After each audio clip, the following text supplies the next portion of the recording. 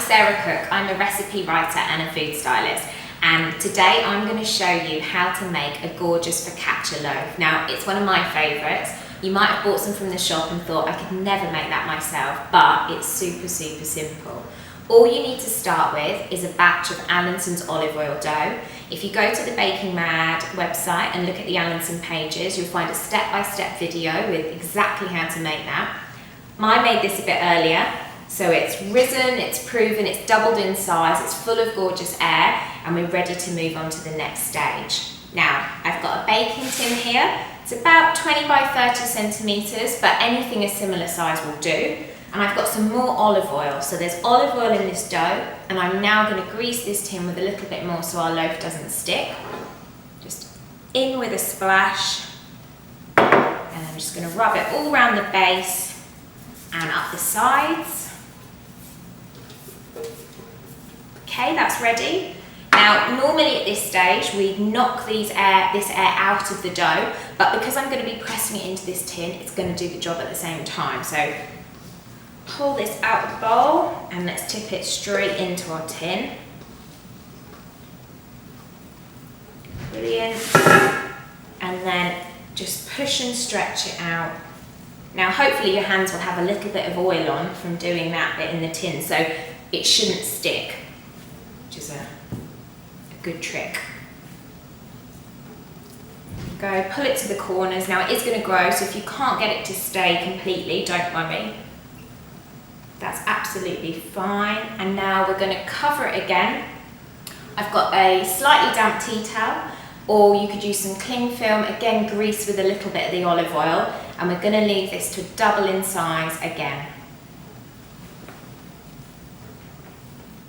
Right, this is now doubled in size, which means it's ready to put the finishing touches to before we pop it in the oven. In fact, I've just preheated my oven, so it's at 200 degrees or 180 for fan, and this is going to take about 20-25 minutes to bake through.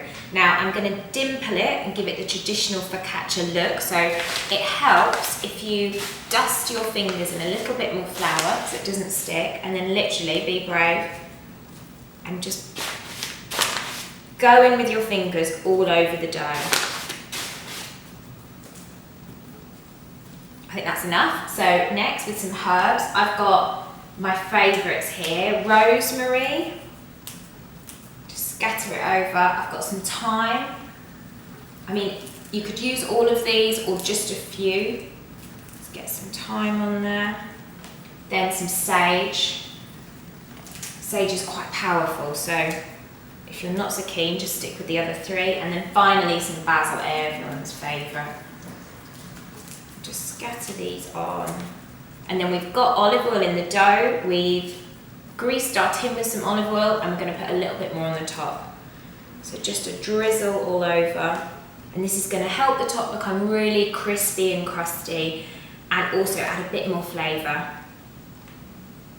So there we go. And then finally, what gives focaccia its characteristic taste is a lovely kind of salty crust as well. So an extra generous sprinkle of some sea salt. And that is now ready to bake. And here it is, fresh from the oven. Doesn't it look absolutely delicious?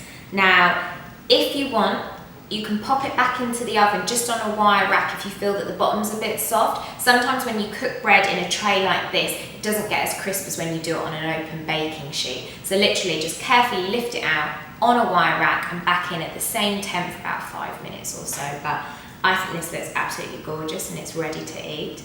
If this has inspired you to get baking and rise up and take the Allinson challenge, then there's plenty more recipes of what to do with an olive oil dough on the Baking Mad website if you look for the Allinson pages.